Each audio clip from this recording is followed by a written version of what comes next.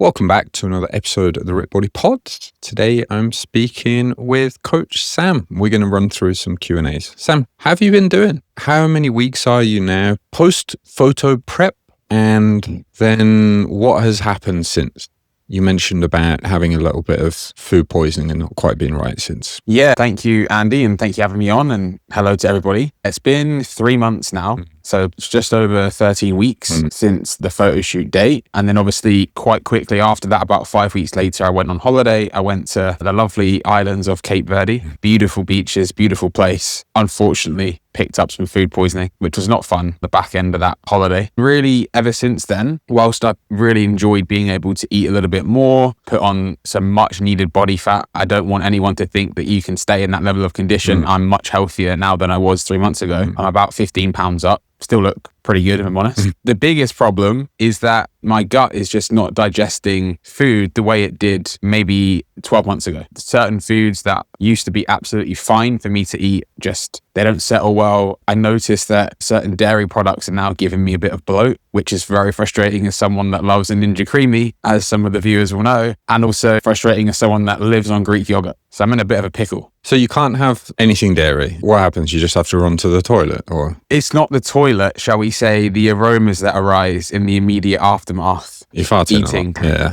Yeah. Oh no. Flatulence is on the higher end. I'm hoping it will just go away if I'm honest. Have you considered divorce? You know, maybe then you could just carry on eating. No one has to suffer through it. It's just yourself. And this might be too much for the listeners, but my part, she's hit me in bed. That's how bad it is. But are you on the sofa yet? Not yet. So it's not that. No, not there yet. But I think if I get hit once more, I might move. Actually, It's kind of where we're at. I'm going to bring this up right now. So on the BBC's front page, there is a picture of a man in a gas mask. And the quote is, "I sleep with a gas mask on. Life next to Portland protest angering Trump." There's a picture of a man wearing a gas mask. So this now makes me think of your partner.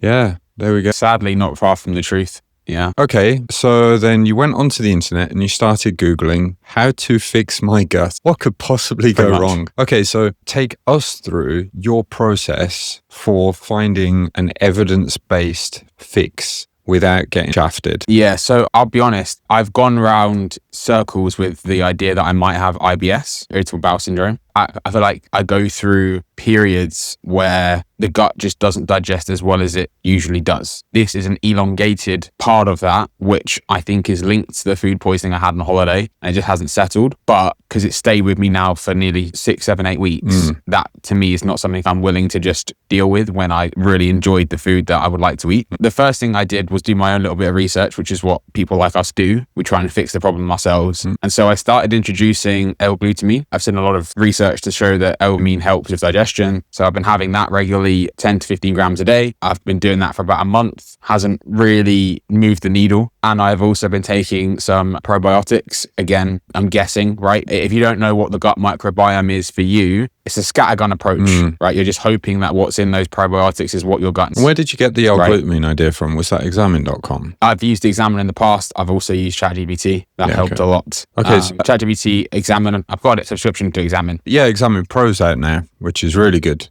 So you've gone to Dr. ChatGPT. Have you gone to an actual doctor? Yeah, this is where I'm going. So because none of those things really moved the needle for me, I started doing research into gut health tests in the UK, and I was torn between a couple, and I've gone with Zoe. That's quite a well-known brand in the UK, led by Dr. Tim Spector. He's a gut microbiome specialist. But the reason I went with them is because you get the gut health test kit, but you also get access to an app, which it works a bit like Macro Factor, but it's not calorie tracking, it's like plant tracking to make sure that the foods that you're eating are, that they say you should be eating 30 plant-based foods a week. So you can snap a photo of your meal and it tells you what plants are in there and all that sort of thing. So I did that. That got delivered to me over the weekend. I won't go into detail in how you have to do unless you want me to, the gut health. No, I can imagine. I've done health checks before. Yeah, that wasn't particularly fun. So that I sent that off on Monday. They will run the tests for what my gut microbiome is, what I'm missing, any issues that are there. And then they'll do me a report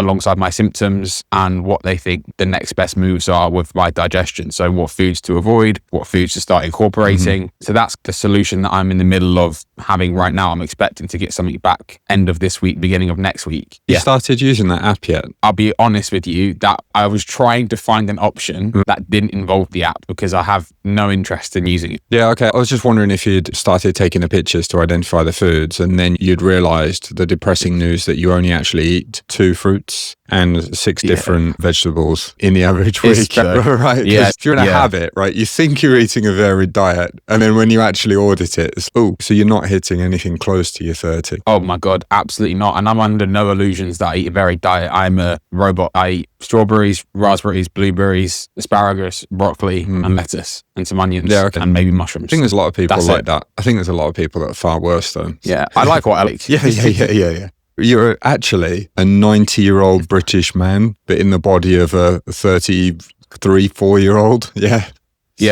I've been told that several times when I was 22. So why would you do all of these other things except go to your doctor?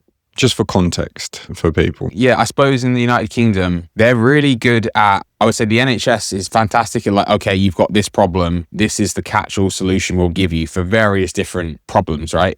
But if you're wanting to go, because what I have, I can live with. I'm slightly above average when it comes to wanting to optimize aspects of my life. And I'd rather be able to eat what I want to eat, essentially. So I don't feel that my general practitioner, my GP, he or she would take one look and go, yeah, that's not really a problem. And I feel like that's what would happen. So you're describing... It's just quicker and easier. Yeah, sorry. Yes. Okay, quicker and easier. Yeah.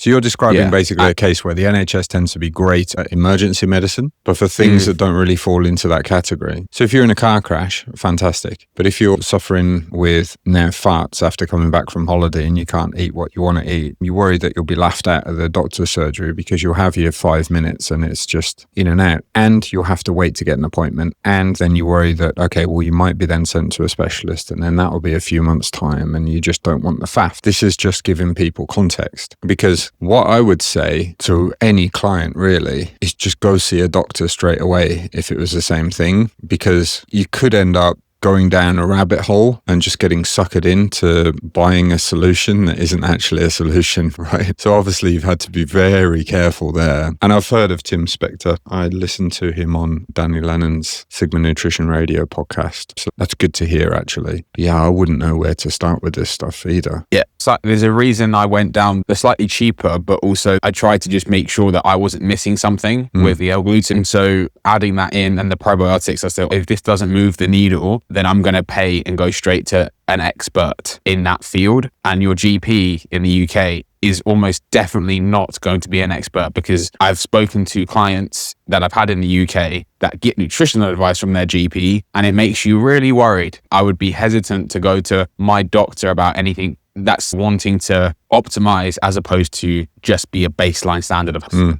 Yeah. All right. Well, thanks for sharing that. So that's all right. On a positive note, Andy, how are you doing? Can you see my bed hair? I've got a little bit of bed hair right now. It's just not quite as shiny and put together as normal. No?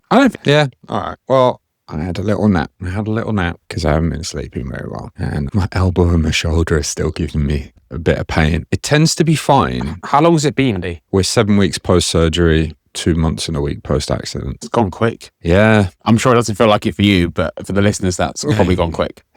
Yeah, it's during the day, generally fine. Although I'd do something random, like I was making a bed just then and it was like, I just pulled something. Damn it. But then at night, I just can't find a position where my elbow and my shoulder are happy simultaneously for long enough to be able to sleep through. So I end up waking up and then I'll sleep for like 4 hours and then I'll wake up. And then the frequency with which you wake, because you're less tired, is much greater. I guess because the power of wanting to sleep doesn't overtake the pain then at that point. So it's just been a bit annoying. Yeah, I mean, you know how it is with sleep. Your focus is a little bit off. Your ability to focus for longer durations is off. And that's been a bit frustrating. Of course, I'm putting the most important work first. But then when it comes to other stuff like non-critical but still needs to be done, like editing, those kinds of things, it's creative stuff. It's just like, oh, yeah. And I can be moody. Yeah, that was where I was going to go. The first thing I notice when I have poor sleep is irritability goes through the roof. I'm so much more susceptible to agitation and it frustrates me. I wish I wasn't such a fragile human being, but if I get 6 hours sleep instead of 7 or 7.5, I do feel that. It can sometimes be a bit of a self-fulfilling prophecy, but I'm someone that's hyper aware of when I don't get the sleep as well. So I try and combat it with copious amounts of caffeine. Not that I recommend you do that, not for a long period of time anyway, but yeah, agitation and irritability is a big one for me. Yeah, so it's funny that you said that, because if I think about recent weekend, I haven't been sleeping well for at least the last week, but especially over the weekend, I was kind of time squeezed anyway. So there's a time squeeze plus not sleeping well. So we had to travel to a powerlifting and bodybuilding competition that we were sponsoring here. I saw it, looked very fun. Yeah, it was good. It was good. It was like the WWE of bodybuilding and powerlifting. It was a physique show that was serious, but not too serious. And it was outdoor on a beach, and it had some stalls. And then there's a deadlift competition afterwards, and the points added up between the two. It was cool. Yeah. That is cool. It was cool. I love that. And then one of the judges was Japan's best powerlifter. I think she's all Asian champion. Like, she's incredible. And then there's this guest who came out, and he's dieting into a bodybuilding show. I think it's this coming weekend. He competes at 67. So that's, shouldn't do public math, Andy. About 138, something like that. I forgot that right. But he pulled 660, and he was lighter than 67 because that's his competitive weight, but he was dieting into a show. So it was lighter than the 137, 138 normally. It might have been 130 pounds or something. Yeah, it was just outrageous. It was a horrible pull. Like, he'd built up to it. That was his third pull. Yeah. And I think it wouldn't have passed because the bar didn't keep moving smoothly upwards. There was a slight dip at one point where he hitched it, but still, it was just outrageous. And he said hello to me afterwards. It was a bit dark. I couldn't see his face, so I didn't recognize him. He says, "Oh, hello, I'm blah, blah, blah. You're Andy. It's really nice to meet you." He knew me from the Japanese website. And I was like, "Oh, nice to meet you too. I'm sorry, what was your name?" He didn't say his name, which means normally that either they're forgetful or it's someone that I should know. You know what I mean? And in this case, it was someone that I should have known. But I didn't realize because of the kind of the backlighting, right? And he said his name. "How was you?" And I was like, "You set it up, didn't you?" Because they had someone come out and try and pull 300 kilos just randomly in a day. And this guy's previous best pull was something like 220. So we're talking like a jump from 500 pounds to 480 pounds to 600 pounds. This guy tried to 660 pounds. This guy tried to do. And I was like, what the hell was that about? And then he came on and he's like, "Okay, so he's done 600 now, but someone earlier today tried to go for 660, and I reckon now, man, he could probably do 660. What do you say, guys? Shall we see what he can do?" And so they built up to it. And I said to him, "Oh, you planned that, didn't you?" And he says, "Yeah, we did. But to be honest, I didn't know if I could do it. I could do it in training, but I haven't done anything close to that since I've been prepping for the bodybuilding competition." I think it's his first one. So yeah, no, he did it. So it was cool. It was good. That's crazy. It's crazy. I mean, that's crazy if you're not competing soon in a bodybuilding competition. But that just adds a layer of how. Yeah, he's tiny. Or like the other thing you got to remember is like I'm 6. He's, I don't know, but at least half a foot short. No, I mean, not 5'8". I don't know, 5'4", 5'5". And he's wearing a baggy t-shirt, so it's not obvious just how jacked he is. But he's not, he's fairly light. And so, it was just wild. But that's the sport of powerlifting, isn't it? For these lighter categories, right? If you are world class, which he is, you are absolutely outrageously strong for your size. That's the game. Yeah. That's the entire game, isn't it? The game. Yeah. Yeah, that's impressive. That's awesome. Oh, anyway. Right, should we get into some questions? Sure. Yeah. So Sam, we've got 2 questions that we're going to do today. Do you want to read to me the first? Yeah, absolutely. So this is real. This is from one of my amazing Rip Body clients, and he's gone through a super successful fat loss phase over the last 4 months. Terrific transformation. And we are now about to transition out of that cut into a brief maintenance period to hold body weight in a range, let that settle, really lock that in before we go through a long mass gaining phase, which he's very excited for, and I'm very excited to take him through. But one of the changes that I made to the nutritional plan was to increase calories, but I didn't make the decision to increase protein. So his protein minimum didn't change, but his calories have increased by 400. And his question was, I don't mind, but I'm just curious, explaining a bit more as to why the protein didn't increase alongside my calories. What would you say, Andy? Protein needs are actually lower when we are at maintenance or bulking. So people think about it the wrong way. They think I'm bulking, therefore I'm trying to gain more muscle, and therefore protein needs will be higher to gain that muscle. And it's not the case. It's kind of the opposite. Protein needs are higher when we're cutting. And that's because protein is muscle sparing. And why is protein muscle sparing? So if you go to ripbody.com/macros, And then I think if you enter in hashtag protein, or you just scroll down after that, I've put the links to the PubMed articles here. But essentially, there are two key reasons. You can ignore the first. The first is, so we've got why protein needs higher when dieting, and that's training increases protein needs. So greater levels of physical activity, especially resistance training, they raise protein requirements. But if you're training hard anyway, then that's irrelevant to whether you're cutting or bulking. But that's just, I've popped that in there for people who are new to training, and often when people start training, they also start dieting. So that's one. The second is related to the third as well. So second, dietary fuel is limited. So the amount of calories that we're taking in is obviously less when we're dieting. And with less carbohydrate and fat coming in during a deficit, the body tends to lean more on protein to meet its energy demands. And that obviously means that we then need a little more protein in to buffer against that, or it would be prudent to do so.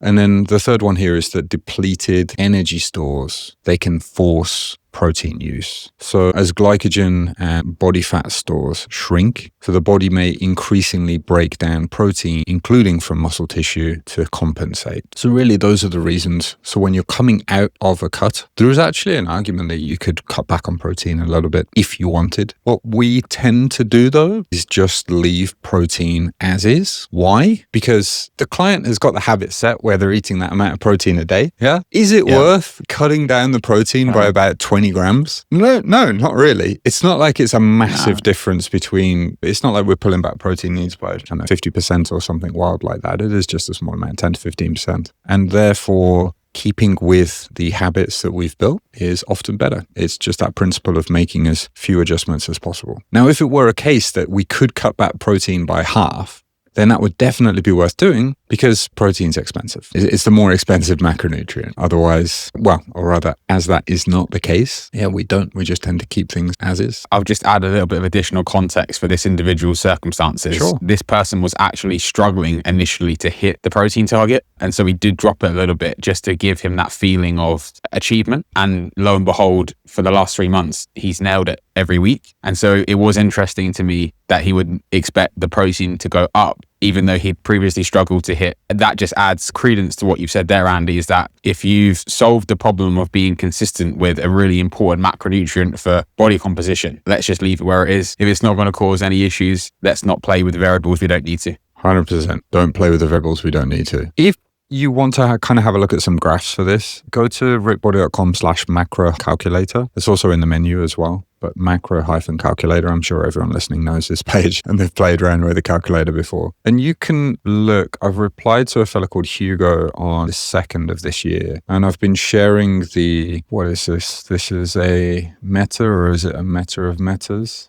It's basically a plot. I think it's a meta of metas. It's a graph showing the relationship of lean mass changes with protein as kilogram per day of total body mass when in an energy deficit. And it's a bit of a tortured regression line. So it's not super duper clear, but what we can see there is how protein needs change with the level of the deficit, including to the point of no deficit. If you want to go and check those out, I explain them there, but it's just in the comments. So that's rickbody.com/macro-calculator if people want to see. Right, so I got a question for you, Sam. I want to compare how you answer this with how I answered this. And this one actually comes from a commenter on the calculator. So this is Stephen, and we always appreciate comments because you get your answer. We get the opportunity to sharpen our thinking and see the holes in our explanations on the website. It's like, I didn't think to explain it like that. Thank you so much for asking. I totally could go back and edit a section to make that better and read better, right? And then third, other people benefit. So you asked, loads of people benefit from doing it. So I would encourage you to always ask us questions in the comments. You can, of course, email. It's just that way everyone benefits. Anyway, so here we go. Stephen says, 2 months ago, I finished a 2-month weight loss program. I'm 6 foot and I weigh 248 pounds. I lost 41 pounds and feel great. I ate twice a day. Each meal consisted only of 5 ounces each of lean meat. What is that, Sam? 5 ounces, 35 times 30, 140, 150-ish, yeah. So it's 150 grams of lean meat. So it's 300 grams of lean meat. 100 grams of lean raw meat is about, assuming it's raw, it's about 25. So he's eating between 70 and 85 grams of protein a day. Mm-hmm.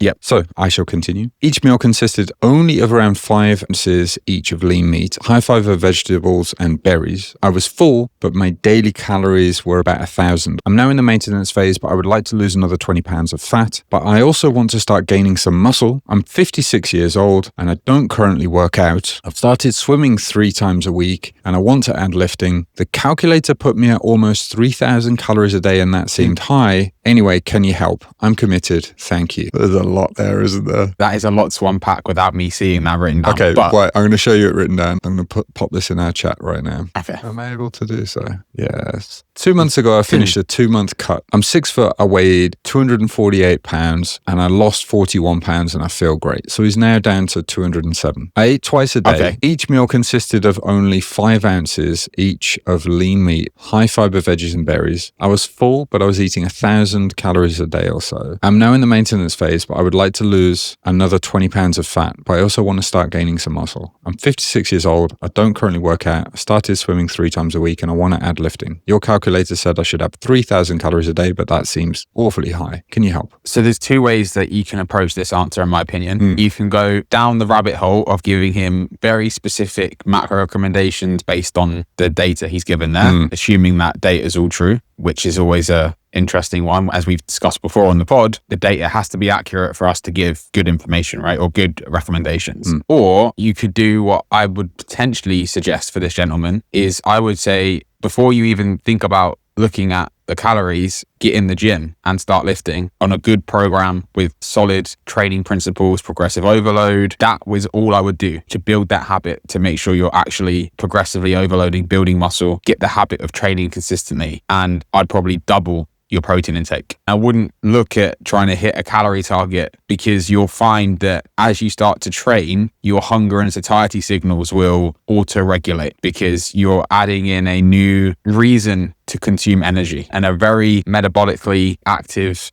process in the body of trying to build muscle. So you will find that after 1 to 2 months of consistent training, maybe 2 to 3 times a week, that you will be hungrier, and therefore you'll eat more, and therefore you'll gain muscle, even at 56, especially if you're completely new to lifting. If you're already eating protein, your body will tell you it wants more, and you'll get to understand that feeling. So that's the very holistic, simple, easy answer, which may not satisfy the gentleman's need for specifics. But I would be amiss to give too many specifics until I knew for absolute sure that's what he was eating, 1,000 calories a day. Yeah, okay. This is what I think here. So that was a solid answer. I just think he's going to push back with, yes, but I need to know how many calories I'm eating, because I tried eating normally. I gained back 10 pounds over a weekend. Right, yeah. And so I'm in a bit of a panic now. So I cut back my calories again to 1,000 and now I'm roughly maintaining my weight. That's just scientifically not possible. Yeah. So you're right, of course. So I think what's potentially happened is he's dieted down on very low calories. Of this 40 odd pounds that he's lost, a lot will be water, gut content and glycogen, but a lot's going to be fat because he did it in 2 months, right? He's then tried just eating quote unquote normally again after, but he's gained a whole bunch of weight over a weekend or a week, which has sent him into a bit of a panic, not realizing that it's water, gut content and glycogen. And so then he's gone back into his kind of dieting calories and he's been there a week. And so he's lost the weight again, but his weight is now hovering around the same level. And now he's started Googling around for maintenance calculators and our calculator has popped up. So I don't think it's the fact that he's still on 1,000 calories and he's not losing any weight. I just think he hasn't given it. It doesn't look like he's losing any fat, let's say. Totally accept it's possible that he hasn't been losing any weight the last week, but it's just too short of a time frame to get a gauge. And so I think that's probably the position that he's in. And he's kind of very nervous and freaking out a little bit after all the effort that he's put in. Yeah, I mean, there are so many different ways you can attack this depending on the individual psyche. Because if you've got someone that is really receptive to mood swings around the scale, I would be tempted to not use it and just get in touch with your hunger again, Stephen. Because if you look at this, there's just no way that 1,000 calories a day is not going to be a deficit for you for at least another 6 months. You're going to be losing and you won't be able to sustain that for 6 months anyway. Yeah. So if you're wanting to build muscle but lose another 20 pounds of fat, you're going to have to look at the scale not as a progress metric, but as a proxy for, are my calories where they need to be for achieving that goal of losing body fat but building muscle. And because of your very unique circumstances of being a newbie to the gym, even at 56, I'm jealous. You're going to be able to gain a lot of muscle and lose a lot of body fat in 3 to 4 months. And you're going to look incredible, Stephen. Okay, so let's say that he doesn't get messed up with the scale weight. He's okay with being fairly precise with numbers. Tell Stephen how it is. What would you recommend in that case then, assuming that he's a bit of a robot, stats, numbers geek, non-emotional? Okay, so let's assume then he's what, 207? Is that what we said? Yeah. 7 pounds. 3,000 calories is probably too much. Our calculator's broken then, right? Or it's less so that the calculator is broken, it's more so the data being used is likely inaccurate, if we're being completely honest. Yeah, this is the point I'm making and the point that I make on the calculator, but a lot of people, they panic. They're like, oh yeah, but your calculator said this. It's like, yeah, but the calculator is based on estimations. And you can be outside of that range. Plus you've been dieting. Plus people forget that just because it comes up with one clean number, they just don't read the caveats. They do the calculation. They don't read any of my caveats that I've written underneath it. Okay, so under normal circumstances. Yeah, exactly. So under normal circumstances, maybe 3,000 calories would put him at maintenance. He doesn't necessarily want to be at maintenance, does he, right now? So, okay, what's he doing? What's your advice to him? So if Stephen was a Rip Body client and this was his first week, I would say 2,500 calories. 24 to 2,500 calories. I would put him at 0.7 grams per protein per pound. Okay, so that's on the lower end. Actually, he's 56. We'll go 1 gram per pound of body weight. And he's 6 foot and 207. He's no longer 250. Yeah. 1 gram per pound of body weight. I would say, I would say minimum 180. Right, so it's a little bit under that. I would say minimum that's exactly what I would normally say. Yeah. Yeah, minimum 180 grams of protein a day, which for him would be very simple. Just double his meals, what he's currently eating. That would be very close, and add a protein shake. Done. Nothing more complicated than that, Stephen. Nothing. There's your protein target taken care of. Then I would add starchy carbohydrates to those meals to fuel your training and get you somewhere close to 2,500 calories. That is going to be plenty to fuel your new weight training sessions so that you can build a quote unquote optimal amount of muscle whilst also realistically going through a body recomposition where you're probably losing a pound a week of fat but gaining muscle concurrently. So the scale might not show much in the way of quote unquote progress, which is where photos become super important and measurements become super important. So you need to be taking regular measurements across your stomach, your hips, your arms, your chest, your thighs, and monitor that and train 2 to 3 times a week, probably full body sessions. Pick 4 to 5 exercises per workout that you enjoy, that you can progress on. And I don't think much would need to change for a very long time for you to hit 20 pounds of fat lost and building muscle. And you will be a very jacked 57-year-old in 12 months' time. Yeah, I think he's in a very exciting position, isn't it? Yeah, for sure. If he was tracking to 1,000 calories a day and eating the lean meat, the high fiber veggies and berries, he's got very good habits installed already. Yeah. So that again puts him in a very exciting starting position. Now, interestingly, I have already answered this and people can see it on September 12th on that macro calculator post within the comments. So they're going to be able to compare your answer with mine now. So are you ready for me to read mine? Yeah, please. All right. So how close are we? Hey, Stephen, congrats on doing so well so far. To gain muscle as you lean out, there are 3 key things you want to do from here. 1, add in the strength training. This is by far the most important, and I'm glad to see that you plan to do this. 2, up your calorie intake so that your rate of weight loss is slower. This is the second most important. Fast weight loss compromises muscle gain. I recommend you aim to lose a pound per week from here, given the context. I could go a little bit slower than that, but I think if I was to tell him to do 0.75 per week, it would just be such a contrast from what he has been achieving that it may put him off and he would have no buy-in. So, hey, I said a pound. 3, increase your protein intake. You've been eating around 80 to 100 grams a day and you benefit from doubling that. Now, when it comes to how much you should consider increasing your calorie intake by, take your current rate of weight loss each week in pounds, subtract 1 and multiply it by 500, and then add in that many calories. So if you've been losing 3 pounds per week on average, subtract 1, so that's 2, multiply by 500, so add 1,000 calories to your diet. This is all explained here, and I've linked him to how to assess and correct your initial calorie calculations post, which is also linked further up on the page on the macro calculator. So I've said he'll probably be at start at around 2,000 calories. You've said around 2,500. Is one wrong? Is the other right? No, it's just you try, you see, you adjust from there. It's all good. And then my last comment was, just bear in mind that your weight will increase in the first week due to the extra water, gut content, and glycogen that you'll now carry, masking fat loss and hampering your ability to assess the rate of weight loss until at least around 4 weeks after the change. So just keep calm and know that this is normal, and keep the long-term picture in mind. And let me know if you have any further questions. So if you know that he's been losing 3 pounds a week, when he should have that data, well, then he knows he can increase those calories by 1,000 safely, assuming that he trusts in the calorie math. And so no matter what the scale weight does in the short term, he can just trust in that calorie math, wait several weeks, knowing that he can adjust in 3 to 4 weeks' time. I think we've pretty much answered in the same way. Yeah, which is pleasing. Yeah. Yeah, not surprising. Did you feel a bit of pressure? When you told me that you'd already answered it, yes. But no, I know we have the same philosophy on this. And I think most of the listeners, the watchers, the readers, long time will appreciate the importance of data. But if he puts the blinkers on and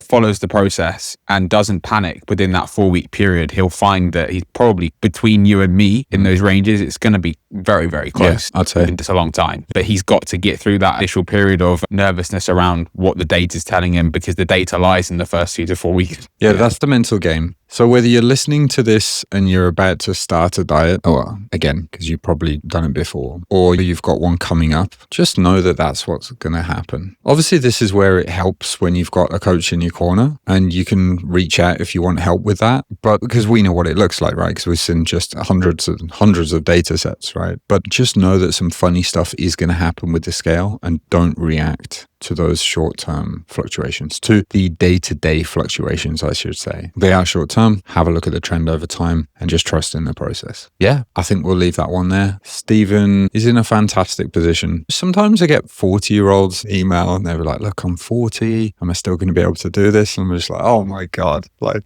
come on, man. But they've been told that they're screwed. And I'm sure it's because someone's trying to tell them a program. Yeah. And it's like, no, pretty much doesn't matter what age. Can you get to the gym? Can you lift weights? Right. And can you eat food? Yeah. Yes. Therefore, that too late is not a phrase you're allowed to use in your vocabulary when it comes to getting in shape. Let's say you picked up a few injuries and you have to work around things. Actually, I've got an article on this. Let me just have a quick look. I think it's ripbody.com/older-trainees. I'm kind of debunking a lot of the nonsense that's out there, advice given to older trainees. And essentially, like, my point here is you've got to consider yourself as an individual, not yourself as a number. There aren't any proactive changes to your program that you should be making just because you are 40 or 50 or 60. It's all reactive. So if you know that you have a past injury or mobility limitations, well, then you adjust for that, of course. But otherwise, you just got to see how you do, because some 50-year-olds are going to recover better than some 25-year-olds. And you don't want to have it in your head that you're screwed from the start. That's absolutely not the case. Now, yes, your response to training is going to slow down as you, one, gain more training experience, i.e. you get closer to your genetic potential, which is normal, right? And two, just the older that we get generally. But when I'm saying that, I'm talking as we're pushing past like late 50s, 60s, is it where it slows down? So do you